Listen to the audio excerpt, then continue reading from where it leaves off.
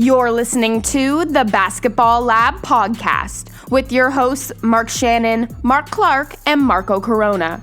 They'll discuss all the top news and stories from around the basketball world while giving their opinion and insight. Now, here are your hosts. Welcome back to another episode of the Basketball Lab podcast. I'm your host, Mark Shannon, and once again, I'm joined remotely, 6 feet apart still, by my co-host, Marco Corona. What's going on, Marco? Not much. Still at home, you? Yeah, we're only at home until, June 2nd right now? For now. Right? Yeah. But don't go to a golf course because, Why? Because I might see the Raptors there? Oh, no, they're not even allowed there, right? Yeah, no, you won't see them. You might, but they're not allowed to play. Kyle will be golfing, but not here. He'll be golfing. Yeah, for sure. He loves golf. Yeah. No, absolutely. Right, and it's kind of sad in a sense because this is the first time they've missed the playoffs in 8 years? In right? 8 years, right? Yeah. It's been a long road, yeah. a long road of success in terms of for the Raptors making the playoffs and obviously culminated by that 2019 championship run, right? Mm-hmm. But the 2-year anniversary of the shot 2 days ago, right? Yeah. 2 days ago, it was that anniversary of Kawhi Leonard hitting that shot over Joel Embiid. Sorry, Sixers fans, but I mean, we got to talk about it. You know what I mean? We got to reminisce on those, right? Yeah. But at the end of the day, did we expect anything less from the Toronto Raptors or anything more from the Toronto Raptors due to the fact that when we said it before, right? They're in Tampa Bay, they're away from home, they're not sleeping in their own beds, they're not doing any of that stuff, right? We're in the middle of a pandemic, all that stuff, right? So a lot of that weighs into and plays into it. So I don't know. I want to get your take on the season. We know it's over on the 16th of May here, the NBA season. So I want to get your take on how the Raptors season played out and stuff like that. At one point the Raptors, and you can replay when we had this discussion a few weeks ago, because we haven't talked Raptors in a long time for a reason, right? There's been other topics, unfortunately. 18-18 was the high mark of the season, and then the wheels fell off because of the protocols, injuries. It was the coaching staff was also under protocol, and then it's there's no excuses. If you ask, and I don't know these guys, we wish we did, but we don't have insight to what they're thinking, or we're not in the media, we're not your boy Michael Grange over there, your favorite person in the world. But the fact is that they'll never admit that that they just won out. But they didn't quit. If you look at each game, even over the last 3 weeks, where they basically had running a 905 team, right? And I say that with all due respect, but let's face it, this was pretty much the 905 team, plus maybe a sprinkle of Freddie if he was healthy, and other guys there, and it was tough. But they fought. They would lose by 5. They would lose in last possession. They couldn't close. But a 905 team versus an NBA team shouldn't close. At the end of the day, I think it was a tough season. Maybe this is where they should have been all along. I remember this team started 2-8, and people were calling for Tank Nation. They were at 18-18, and the parade route was being rebuilt. Yeah. Right. And here we are. Right. They're sort of stuck in that middle ground. So they were not good enough to make the playoffs, but they weren't bad enough to be a lottery team per se, like a true lottery team, right? Because this team didn't give up. And not to digress too much, but I have to give credit to Nick Nurse. And I know for whatever reason in this city, again, we'll go get into that another day, he took a lot of heat. But this guy coaches like every game, it matters. Yeah. If anybody watches the Raptors closely, there is literally no way that you can say he's trying to tank. There's no way that you can say Fred's trying to tank. Even the guys that are coming in, Malachi and Harris and Trent, Boucher, who just came back a couple of days ago. Ain't nobody trying to tank, man. These guys are trying to win. Yeah. They're also trying to fight for jobs next year, right? So this whole notion of the Raptors are trying to tank, maybe it's happening in the back end, right? And like you know what I'm saying, right? Yeah. But the players are playing hard. Tough season, being on the road for the entire year. I don't care what anybody says. Tampa wasn't home. Guys have been home for a while. Home is here. Every Raptors to a man pretty much said that they missed Toronto, right? And it does make a difference. It does take a toll on you. And I know that they did everything they could to make Tampa feel like home, but that ain't home. Anyway, Yeah. nobody had to go through, for the most part, like every team had to go through some sort of protocols through the season. But the nonsense that the Raptors went through and still were able to win, 26, 27 games, whatever it is. Yeah. Actually, I think they may have overachieved. I said it. Honestly, considering that they should have tanked, I think they overachieved. But they got work to do, and we'll get into that in 1 second after I get your thoughts on the actual season. Yeah, I mean, obviously. And by the way, before you start your sentence, as we speak, Watanabe got hurt. So this is exactly what I'm talking about. Yeah, no, it's it's been a rough season for the Raptors, right? It's been a rough season, and you mentioned it earlier. They were 18-18, or just a game under 500, just before that little mini All-Star break that they had there, right? The 5-day break, and then they got COVID, and like I don't know, like 3/4 of their team was taken out with COVID, right? And they were out with protocols and all that stuff. And I just like the wheels just fell off after that point. It was like they couldn't get back, get that momentum that they had prior to it, right? At one point they were 4th in the Eastern Conference, right? Yep. Right. So it was like it's been a crazy up and down season for the Raptors, right? You know, they started off not winning a game, right? And then they ended up in 4th place. And then they've been stuck in 10th, 11th, 12th, 13th for the rest of the season, right? Winning games here and there, all that stuff. You know what I mean? With that said, I mean, they were still 16-19 technically at home at Amalie Arena, right? In Tampa Bay there, right? So it's not like they were horrible at home. They were only 3 games below 500 at home, right? But on the road, they couldn't get it done on the road. And a lot of that, like I said, has to do with you're not used to being a team that's been on the road all season, so to speak, like you said, right? They played they played all 72 games on the road. Nobody could sit here and say they didn't. They played all 72 games on the road, right? And there was a lot of talk in the season about Kyle Lowry being traded and a lot of this and that, right? You know what I mean? So a lot of that stuff could weigh on a team.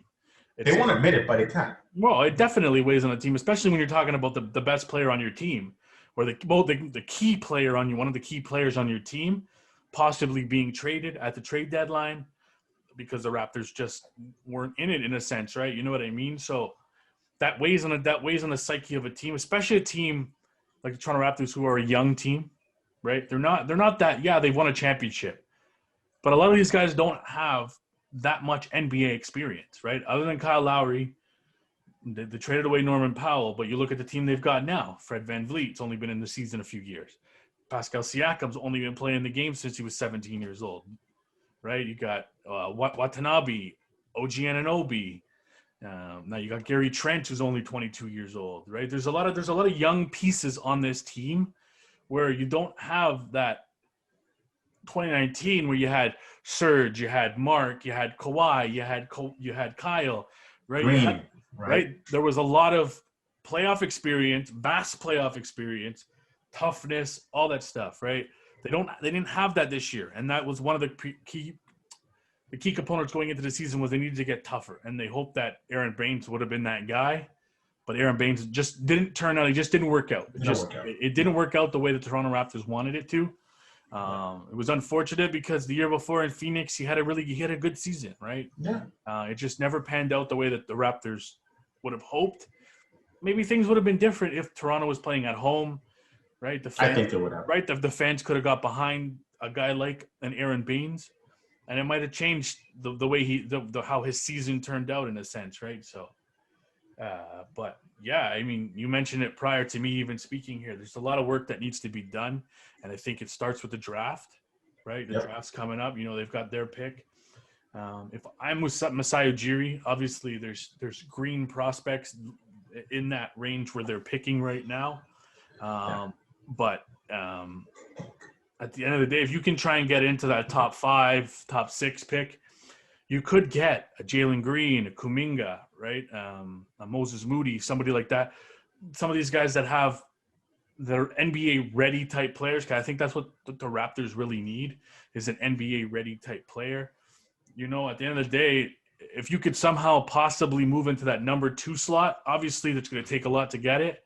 But imagine them ending up with a Mobley. That's what Tank Nation wanted, right? Well, but that's what I'm saying. Like, if you were able to trade up and get that right, because at the end of the day, you're trading what, the 7th pick right now? That's where the Raptors, Correct. right? They're the 7th overall pick, which means they're just outside the sweepstakes for those 2 G leaguers. Like I said, Jalen Green and Kuminga, right? And if you could get into the top 3, top 2, right? You've got pieces there, right? Like I said, Mobley's there, Jalen Suggs. There's some talent there.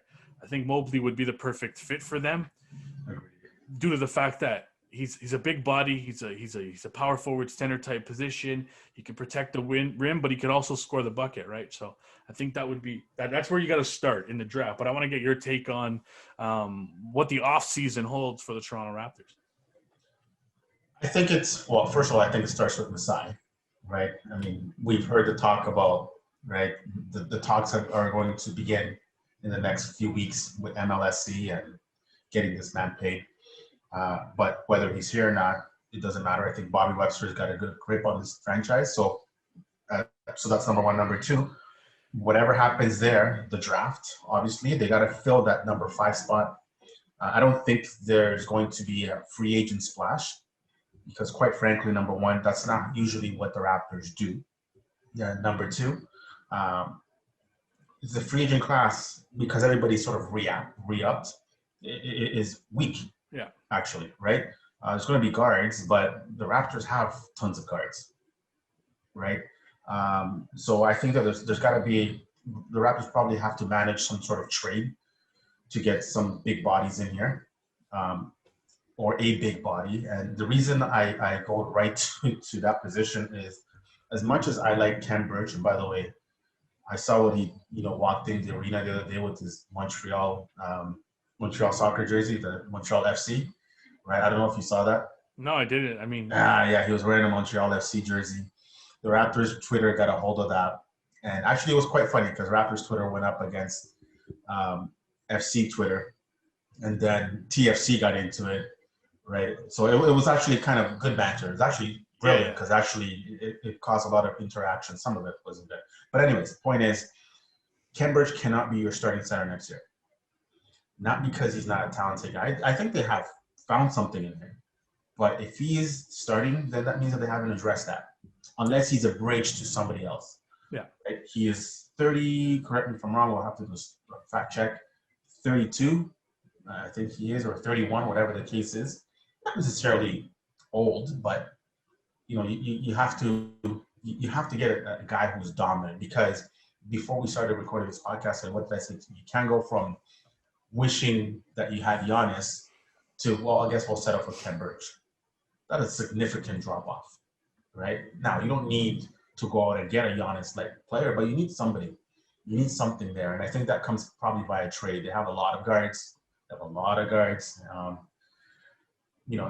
But it also depends on what they do with Kyle Lowry, right? There's $20+ million in there that you have to think about what you're going to work with.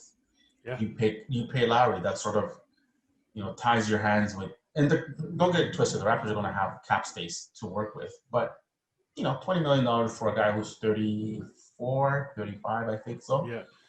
Where you can address other areas in your team, and to your point, a young team, right? If you take Kyle away, you have Gary Trent, you have Pascal, you have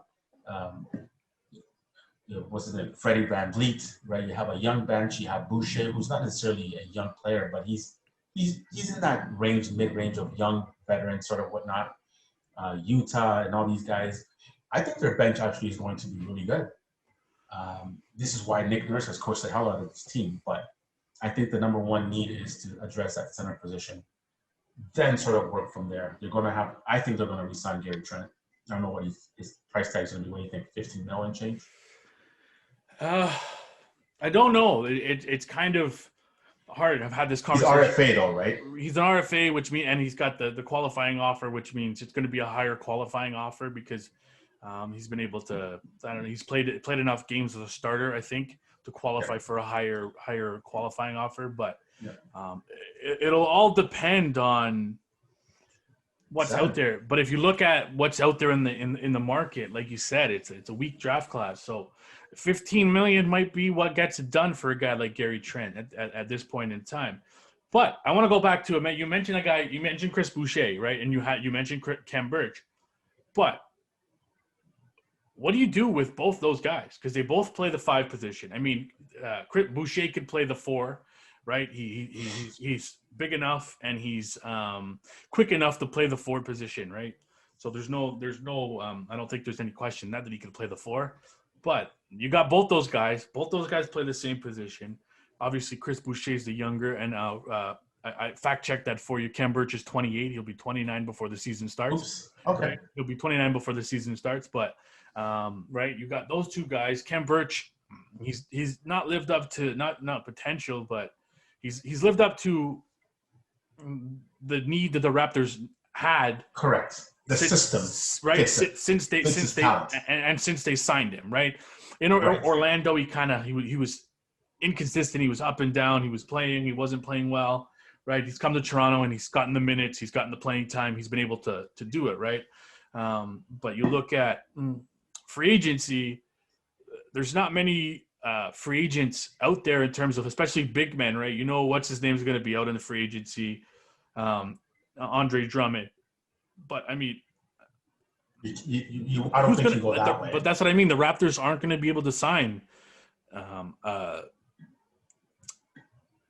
Andre Drummond. Like it's not going to happen. You know what I mean? It's impossible. Not impossible, but it's just going to be hard to sign a guy like that for the amount of money he's going to command. You know what I mean? Well, that's the thing, right? And again, what is your priority? How do you manage the cap? How are you responsible? Are they signing players just to sign players to say, hey, look, we're going to sign somebody? Or do you build? Because this team, I don't think this team is that far away from being a very good team going forward. Their main core is locked up for 3 or 4 years. So you got room to play with there, right? I'm talking about Spicy P and Van Vliet. Right, so those are your 2. We understand, and I think you and I have understood for a while, because we're not blind here, that Pascal is not your number 1. Period. Yeah. Now, there's some nights that he can't play like a number 1, but he is maybe your 1A, B, sometimes even your 2. Right? He's more your Robin Hood to the Batman, in a sense, exactly. in my opinion. Right, and we've seen this, and the NBA also tells us that you need an elite player to have any sort of championship aspirations. Here's the thing: this Raptors team is not necessarily built with elite stars, but they have such good pieces that you just need to drop one solid piece in there. Doesn't matter the position. Like, dream about this for 1 second. The reason that this team worked the way it did is because Kawhi Leonard fit in there like a glove. This team already had the right pieces around. They were just missing the one guy. Yeah. Right. Whereas other teams have 3 guys or 2 guys, but they don't have the right pieces around those guys. Yeah. Right. Supporting cast. So they have a supporting cast. So they have a lot of good B players on this particular team. It's not an insult; it's a fact. Right. But a lot of those B players can play like A players on certain nights because of matchups, because of how they're coached. The system works. And they believe in themselves, but I think that they're looking for a guy who's a closer, and I don't know where that comes from. And again, that's maybe via trade. Traditionally, the Raptors have always been a via trade kind of team, right? Free agency has not necessarily worked for this franchise, but again, it's going back to your Boucher point. I don't know what you do with those 2 guys. Again, my point is you shouldn't have Kem Birch as your starting center. You shouldn't. I actually rather have Chris Boucher as your starting center if that's the only way you can go, and then have Birch off the bench. That would make your bench actually much stronger, right? Now, if you can have both, and then they're both on the bench, and then you can drop in another guy and then they can close, then you're probably looking at one of the better benches in the league, right? Young, athletic, they can score, they can defend, because a team can defend the heck out of any game, period, right? They're coached by a guy who believes in defense first, and then just add other pieces. But they have a lot of work to do, but I think that they're okay. I honestly do think that this is not doom and gloom this year. And what did I say this year? This is going to be your, what word did I use again? Your, not skip year. I forget what college word I used. But anyways. Bridge year. Bridge year, something like that, right? Yeah. And this is exactly what's happened. Take a year off, take a step back, look at what you need, evaluate what you don't have, what you need, and this is perfect. And then go draft, go buy a trade, whatever, fill in some pieces are in free agency. Rodney Hood probably not coming back. That guy's injured all the time, eh? Yeah. It's just unfortunate because I think he's a really good player. I think that they're definitely going to pay whatever they need to do with Gary Trent. I think he suits what the Raptors want to do going forward, like a glove. He is Norm Powell with better defense. Yeah, absolutely. Right, and we'll see what happens from there. Yeah, I'm going to go off. I'm going to just obviously we were looking at the center position. I pulled up the list of potential free agents centers. Right, you got Cody Zeller is the one that's got the most in terms of salary wise. Right, he was signed for $14 million a season. There's Daniel Tice, Enes Kanter, Rishwan Holmes, Bismack Biyombo's out there again. You got Hassan Whiteside, Harry Giles, Andre Drummond, DeMarcus Cousins. Obviously, those guys are out there, but okay, right, exactly, right. But you look at the list. I mean, there's not a guy that really jumps out. Maybe a Rishwan Holmes, because there was talk about the Raptors possibly being interested in him at the trade deadline. Right. Right. So that's a right there. I know it costs you money, right? So. Right, exactly. Serge Ibaka's back out into the. He's not. Is he? He's got a player option. He's got a player option at the end of the year, right? As long as with him and Kawhi, they both got the player options, right? Right. Mike Conley's out there. DeMar DeRozan's back out there in terms of being a free agent at the end of the year. But again, those two guys that you just mentioned, these are guys that the Raptors already have enough of. Yeah, no, I know. But right? That's what I'm saying. Like, you look at the list of the free agent, and it's like, okay, well, you know what? At the end of the day, there's not that many good free agents out there, right? So if you're going to be relying on free agency, you might be relying on something that might not be there. Right, and that's not smart basketball, right? Like, the Raptors probably have enough pieces that they can flip for somebody under contract, under control for a few years, right? To use the big Shatkins term, under control, right? And then figure it out from there. Yeah, no, 100%. Yeah, well, I guess, like I said, we'll see what happens in terms of the draft, because that's going to be the next thing, or if Masai Ujiri resigns and stays on as president of the Toronto Raptors, right? So that'll be a big thing going forward for the Toronto Raptors. It'll be a big momentum boost, I think, going into the offseason, right? If people know that Masai Ujiri is going to be here for an extended period of time. You know what I mean? There's a lot of up in the air right now. If he's not signed by free agency or by the draft, I think that could hamper some things for the Raptors. Oh, there's no way that this is going to drag into the draft. There's no way. Well, I hope not. Yeah. You can't. There's no way. I think that this gets done in the next couple of weeks, if not even earlier. But there's no way that this goes into the draft. There is no freaking way. That would make no sense to me. By the way, quick hit before you go into the next thing. Yes or no? Masai comes back or not? We've been going back and forth on this for almost a year and a half. I changed my mind like 3 times. Yes. Yes? I think he comes back. I think it's just I think it'll be a matter of the money in terms of getting it done. But yes, I think he'll be back with the Toronto Raptors for an extended period of time, whether it's 3 years, 4 years, or more. I don't know, but I think he will be back with the Toronto Raptors. I think it fits him here. You know what I mean? I think the country, the city itself in Toronto, and in terms of the multiculturalness and stuff, he can get away with drafting a Pascal Siakam type player and letting him grow and letting him build, because he knows the potential some of these guys have, right? He's won a championship here. He's done that. You go somewhere else, right? There's been a lot of talk about New York. I don't think he really wants to be under James Dolan, right? Especially after what James Dolan did to those guys in New York, right? With the Rangers, right? So I think it's going to be tough, right? Exactly. So I just think landscape-wise, you look at what's out there, I think his best fit right now would be staying with the Toronto Raptors. In my opinion, his best fit where he's going to get the most leeway to be able to do his job and to do his job the way he wants to do it, I think Toronto's his best bet. I find it ironic that maybe the reason that New York doesn't hire him is because now they're winning. Go figure, right? Maybe. Like you may not want to rock the boat in New York.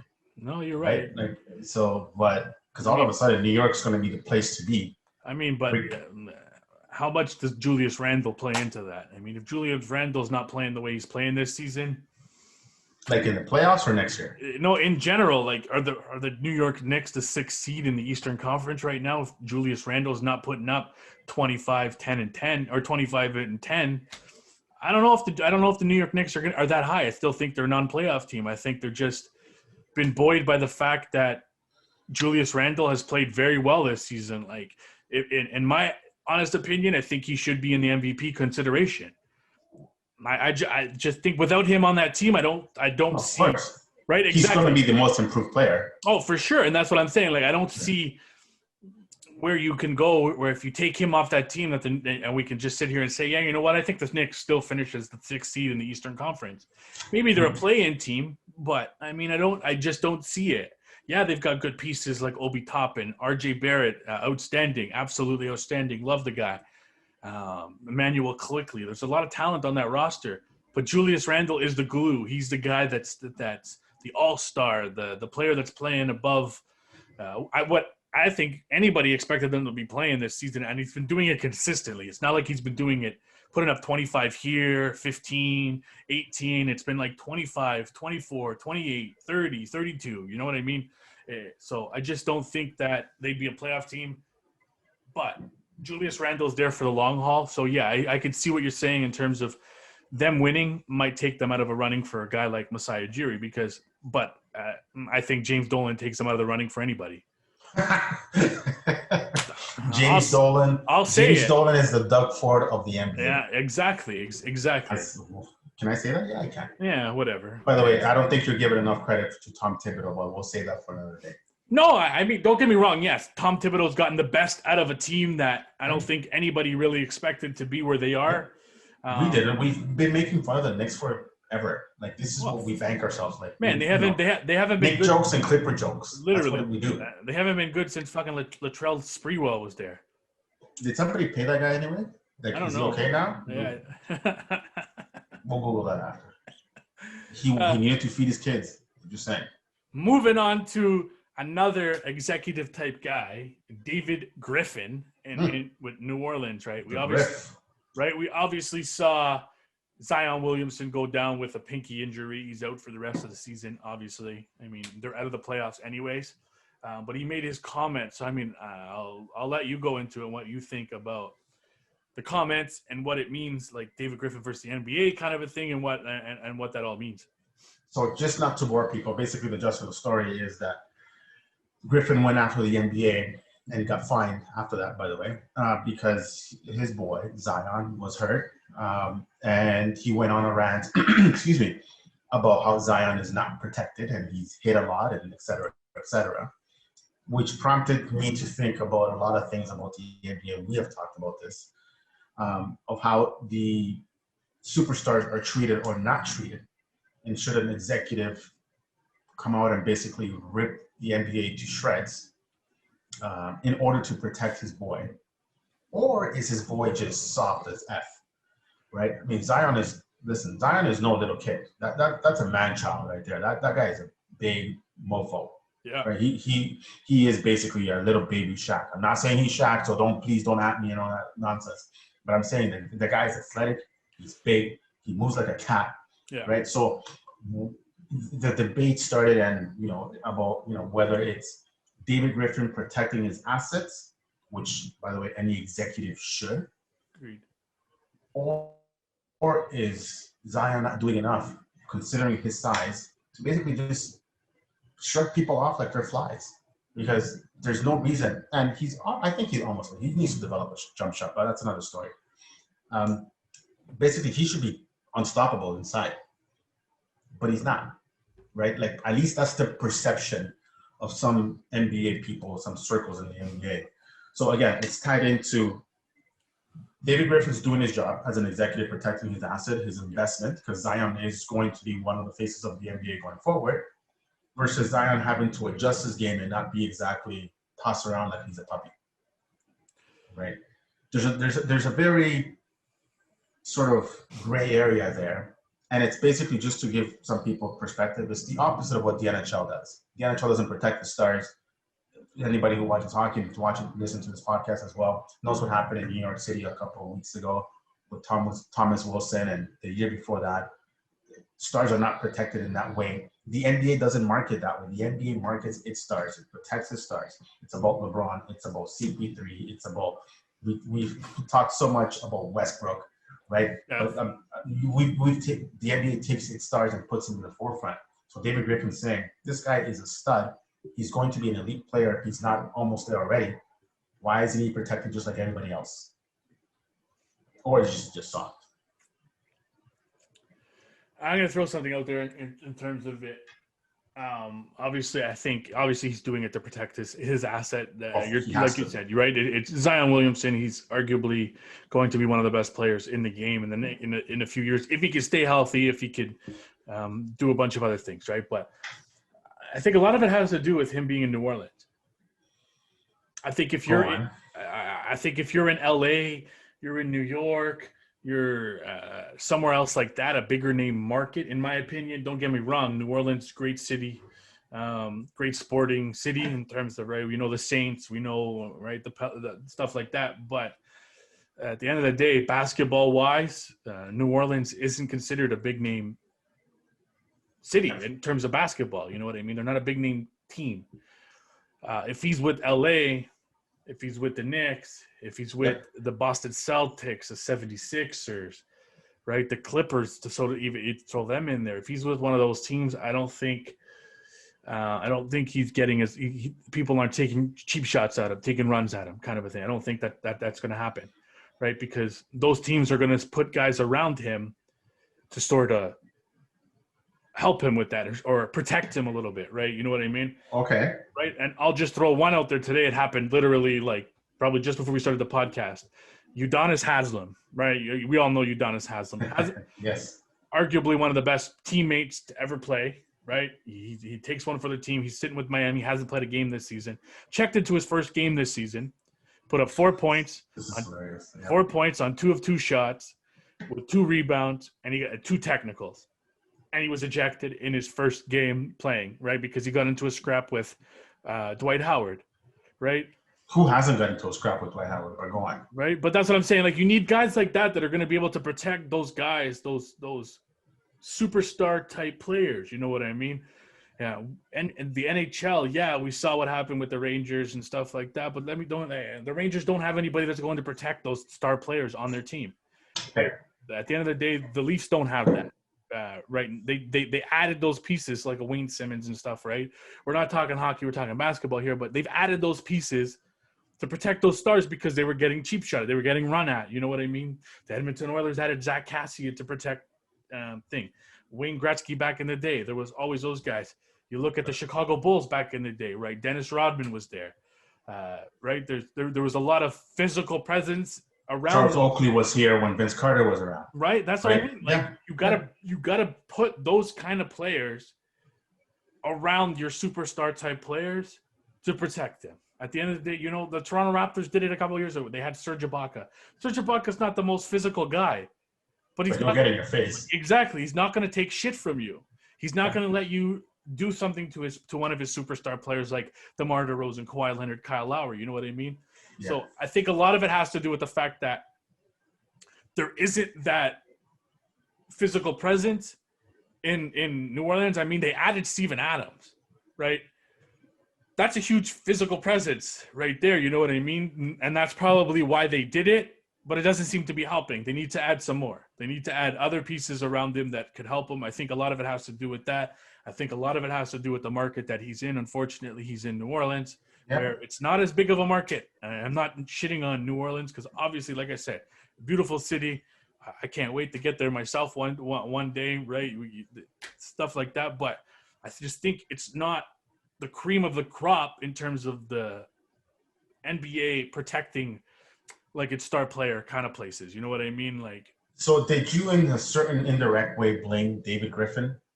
No. Because his job should be to surround Zion with agree. guys that can protect him. Yeah. But at the same time, he's bitching about that. His actual quote was, "It's open season on Zion, and if the refs had done their actual job, Zion would not got hurt." Okay, so let's just take it a step back. And you just said basically you have to have guys to protect Steven Adams aside for 1 second. Maybe there's a lack of leadership in that organization on the floor. Like, put it to you this way. If Kyle Lowry's on that team, you think that happens? Probably not. No. You think if Chris Paul's on that team, you think that happens? Probably not. Right? So sometimes it's not about the size. It's about just a voice. It's about somebody like, having a Rondo on a team like that. Like, it just makes a difference in the growth of a young team because we were just talking about the Raptors for a while and how young they are. The Pelicans are super young too. Yeah. Right. And they don't. And I've always subscribed to this theory, and it doesn't matter what sport it is. If you have a young team, you have to have some sort of dogs there, some old guys that have been through shit. Yeah. Guys have seen stuff and can take guys by the neck and say, "Hey, that's not how we do it here." Exactly. Right? Either you already have these guys there, or you bring them in.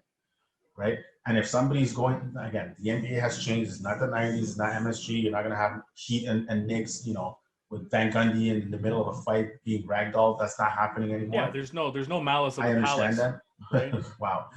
But at the same time, there can't be guys taking quote unquote liberties on, if that's the way you feel, on your young players when the very same players are supposed to be the face of the NBA. Because yes, Zion Williamson, Zion not in the playoffs or in healthy. If I'm Adam Silver, I'm not happy about it. Let's face it. There's around this time, not around this time last year, but during that bubble when the Pelicans were fighting for a spot, we had this conversation about what the NBA was trying to do, everything in their power to get the Pelicans into the playoffs because they were trying to market Zion and them boys. Yeah. Right. So the NBA knows exactly what they had with Zion. So let's not get that twisted. But at the same time, David Griffin needs to look himself in the mirror as well, right? Because the NBA has changed. Maybe Zion needs to be a little bit more aggressive, right? Don't take shit either. Take a couple of texts. Go ahead. Sure. Agreed. And I wanted to bring it up before we move on to another topic here, but there's so much talk about Luka Doncic bitching and complaining and all this stuff about not getting calls and all that stuff. But at the end of the day, you look at Dallas. What do they have? Do they have guys that are going to protect Luka Doncic?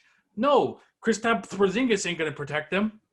Too busy never mind. Forget it. Right, but that's what I'm saying. Like, they don't have there's some guys there, Josh Richardson and those kind of players that are there that can protect them. But I'm not sitting here saying they don't. But Luka Doncic has to stand up for himself a lot, right? And he gets pissed off about it. And I can understand the frustration into the reason why he does what he does some of the times. You know what I mean? So maybe it's not just bitching all the time, because there's a lot of players that bitch all the time, like LeBron James. You know what I mean? That flop. Kyle bitches all the time. Oh, absolutely. Kyle Lowry bitches all the time too. And I'm pretty sure, and with as all-stars, you get that respect. You can bitch a little bit more and get away with it, right? But it seems to be this season, Luka Doncic just doesn't get away with it.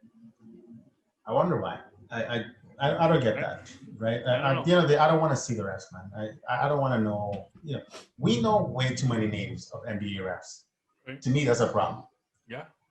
It doesn't make any sense to me. Moving on to the last topic before we end it off, we've got the Boston Celtics. They've had an up and down season this year. They're right now in the 7th seed, going to be playing in a play-in game. But, man, they were dealt a huge blow to end the season with only a few games left, right? Their all-star, Jaylen Brown, is out for the season. He can't resume basketball activities for at least 3 months, right? So he won't be back until next season, right? But, like, what does this mean for them going forward? I mean, they got what? I believe the Washington Wizards right now. If things stand the way they are, I think they got the Washington Wizards in the first round. I mean, that's going to be a tough task, beating Bradley Beal, Russell Westbrook in a one-game play-in to get that Beal is healthy. Right? If Beal is healthy, right, getting into a one-game play-in. If the Wizards win that, right, then you're talking about them having to then go on and play either Indiana and go back. So they got Charlotte's in the 8th seed right now, right? They're tied with Indiana right now. So if they lose to the Charlotte Hornets, then they got to play either Washington or Indiana to get into the playoff, right? That's going to be a big blow. I think that's a huge loss because now you're going to be relying on Jayson Tatum to do a lot of the heavy lifting, right? Unless Kemba Walker steps up, Marcus Smart steps up, Evan Fournier decides he's in Boston. Right? He's had games. He's had some nice But that's games. what I mean. But, like, compared to what he did in terms of in Orlando when they picked him up, they were picking him up to be this pivotal piece that was going to put him over the top. Why are you hating on Fournier, guy? I'm just stating the truth, right? At the end of the day, they picked him up to kind of put him over the top to stick with the big dogs in the Eastern Conference. But it's been the opposite way around. They've gone down. They've regressed. Yeah, in my opinion. First of all, I am either VP or president, CEO, whatever of the I Hate Boston Club. But at the same time, first of all, as a fan of the NBA, and you would agree with this. It doesn't matter what sport. You hate to see anybody go down with injuries because you want to see best on best. And Jaylen Brown is a quality player. We had him in our top 25 under 25, right? If I'm not mistaken, didn't we? Yeah, we did. Yeah, we did. Right. So I mean, this guy can flat out play. Put him in the Raptors. That's a difference maker right there. Like that's the kind of player he is. In saying that, why are the Celtics even in 6th place or in 7th place? In 7th place, right? Injury aside, because again, we don't want to see anybody get hurt. Doesn't matter whether you're the first guy or the 12th man on the bench. It doesn't matter. You don't want to see anybody hurt. You want to see best on best, and if you lose with your best. So now we'll never know, right? But the Celtics have dug themselves a hole from basically the middle of the season onward. They've been inconsistent. They have an elite player in Jayson Tatum. Marcus Smart has been in and out with injuries, et cetera, et cetera. But this team should be good enough the way they're constructed. You can argue with me on this, not to be in the position that they are. They should have been battling for home court advantage instead of trying to play into the playoffs. So this is on the players that they have right now, and Brad Stevens and Danny Ainge. So too bad, so sad for them. And that's particular case, I feel no sympathy for them, so they can go F themselves because you shouldn't have been. You shouldn't have been there, right? Like the Raptors have excuses that they haven't made, and they still battle. Like what's Boston's excuse? This team has talent. I recall certain people in certain media outlets saying that the Boston Celtics are the most talented team in the Eastern Conference. Prior to James Harden, by the way, so don't give me that look. Yeah. But again, if you really look at it, that foursome that they have, Kemba Walker has been pretty much, I don't know. Can I say inconsistent? Is that fair or is that too much credit? Oh, that's absolutely fair. It's been basically Jayson Tatum and Jaylen Brown. And Jaylen Brown, and that's it, right? This team is good enough to be a 3rd seed, a 4th seed, and they're not. And now we're going to see what happens. So this is a massive, massive blow in saying that losing a guy who is a top 15 player in the league, a young guy that can, versatile, can score, play D. This is basically their identity, in my opinion. Right? You can say whatever you want to say about Marcus Smart and how he plays defense, etc. But Jaylen Brown, man, that he has a big role in that team. And I don't know if he can ask. Can he do it? Yes. But I don't know if you can ask JT to basically drop 40, 45, 50, 39 every single game in and out, because the playoffs, play-in, whatever you are, that changes the way teams zone in on you, man. That don't fly in the playoffs. Regular season, you can get away with dropping buckets like that, regular playoffs, it ain't the same thing. Well, So I don't know what they're gonna do. Right, and that's the thing. And then at the end of the day, say he puts up 60, they get past Charlotte, get into the 7th seed. Your first round matchup is against the Brooklyn Nets. Like you're not coming in and you're playing, the New York Knicks, or you're playing a shitty team. Right. You're going right into playing the Brooklyn Nets. James Harden, Kevin Durant, Kyrie Irving, Joe Harris, DeAndre Jordan, Blake Griffin,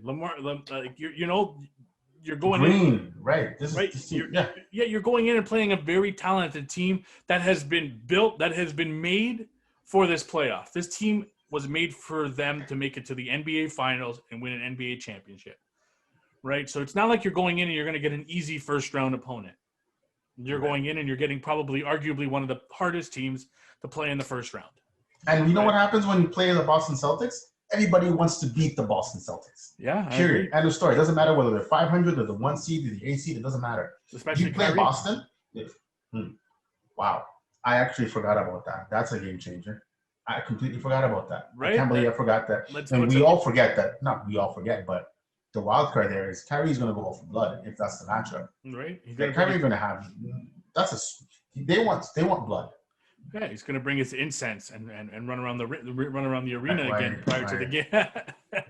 I saw that. But why you got to bring that shit? No, but yeah, if they get past them, and then even if you don't, okay, maybe Philadelphia might be a little bit of an easier opponent, in my opinion, in terms of getting through. But if you lose, mentally, Boston wants probably to play Philly. I agree, right? So you lose to Charlotte, then you beat Indiana or Washington. You got the 8th seed. All right, well, you got the Philadelphia 76ers in the first round. That's going to be a tough series. But I think Philadelphia, without Jaylen Brown, the Boston Celtics, I think they lose that series. I think Philadelphia is a little bit more talented in terms of with Embiid and Ben Simmons and Tobias Harris. And as much as we've shat on the Philadelphia, it's past tense anyways, on Philadelphia, they're out to prove something. Yeah, exactly. Do I believe in Philly? No. But they're out to prove something. Absolutely. Right? And they're, there's been a significant upgrade, whether you like him or not, doesn't matter about his resume. Doc Rivers, I'll take him over. What's his name? Brown? What was his name? Who cares? Doesn't matter what his name was. That's a significant upgrade just there on coaching. Embiid has had a heck of a season. He seems to be as healthy as he's been in a while, all things being equal. But when Ben Simmons decides to shoot, that's a game changer, right? They have a deeper bench than they've had in the past. So, yeah, that's not going to be an easy out. And Boston doesn't seem they've never peaked. They've never been on a consistent stride. I think they had a stretch there where they won the 8 out of 10 or whatever, but yeah, all smoke screen, right? I think it was a West Coast trip that they went on and they looked really good. But then they came home and then it's whatever. So they've been that team up and down. They've underachieved. I think Brad Stevens is under the gun. Absolutely. And now they have no Jaylen Brown.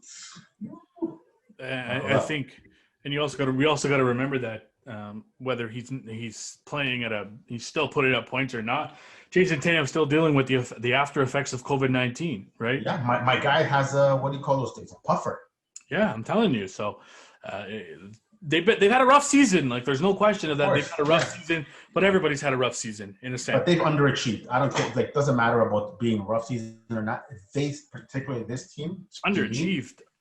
They've underachieved. Extremely underachieved. Yeah. Like they've been probably one of the biggest disappointments of the season for me. As far as a team where they should be, absolutely, right? There's no question. Right, but we'll see. We're gonna have some more intense talks about playoffs, and because once this is all settled this weekend or whatever the case is, finally things heat up, right? And we're gonna have some actual meaningful basketball, enough of this tanking and what do you call it, play in and all this nonsense. Settle it. Let's get the seats going. Let's get this party started, because this Western Conference race. Oh my God. Yeah, I can't wait. The East is like, it's there. It's going to be competitive. There's no doubt. But the West? Yeah, man. I wanted to end before, like, I wanted to throw this in earlier, but man, if the Lakers stay where they are and the Warriors stay where they are, did the NBA get one of the luckiest matchups or the best matchups they could have ever imagined for the play-in game.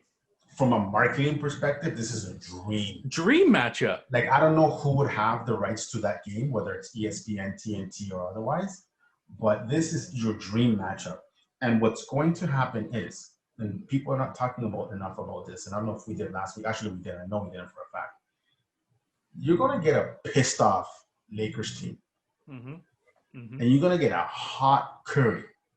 This is first of all, the Warriors are going to lose if they face the Lakers. So we can make our predictions later on. So screw that. But you're going to get a pissed off Lakers team. They're defending champs. They've fallen all the way from top 4, top 3 to 7, 8, whatever will finish up. So yeah. LeBron's too old. AD's too beat up. Right? There's no Shorter has been in and out of the lineup, unfortunately with COVID. I don't know if he'll be back in time. Right? Basically, the Lakers have been given up for dead. And they still have LeBron James. Yep. This is crazy to think that right now people are more zoned in on Utah, Phoenix, and the Clippers than the defending champions. Yep. LA Lakers with the best, arguably not, and I can't believe I'm saying this, gross, arguably the best player in the world in LeBron James right now. And Anthony Davis. Yep. They're pissed, man. I agree. And this is going to be must-watch TV. Yep. Oh, it's going to be hot. And we're going to be all over it on this podcast. Trust me. You know, and before we end it up, next week, you know, on the podcast, we're going to be talking a little bit of WNBA. You know, Absolutely. They kick off their season opening games tomorrow. Right, you got the Indiana Fever kicking it off against the New York Liberty. Sabrina Ionescu's making her return to the court. Finally. Right? You know, unfortunate events happened last year in the wobble there where she got hurt and was out for the season. Right, you got Connecticut versus the Atlanta Dream. And then you've got Phoenix Mercury, the new look Phoenix Mercury in a sense, right? They've got Diana Taurasi. They added Kia Nurse. They have Brittany Griner, right? They're going to be a tough team to beat. They're going up against the Minnesota Lynx. And then you got the Dallas Wings against the Los Angeles Sparks and Derek Fisher there, right? Absolutely. It's going to be intense. I'm looking forward to seeing Serena back. One of my favorite players, and also Kia Nurse, who can do it all. It's going to be intense. So we're going to have coverage on that next week and the following weeks after that.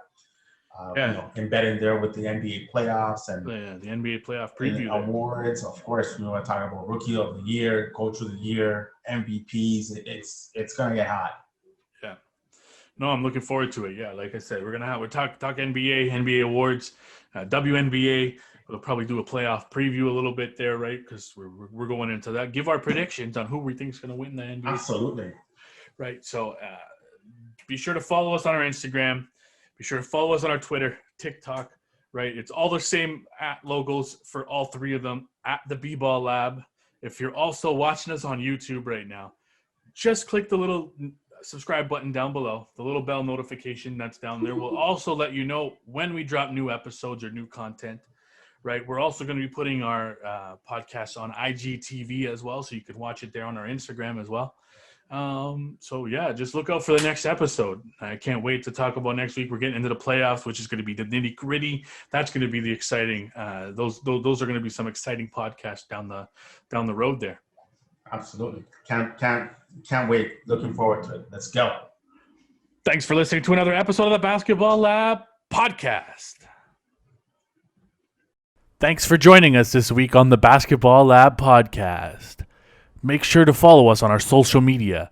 You could follow us on Instagram and Twitter at The B-Ball Lab. You can also subscribe to our YouTube channel, The Basketball Lab Podcast. And you could also find us on iTunes, Spotify, and Amazon Music.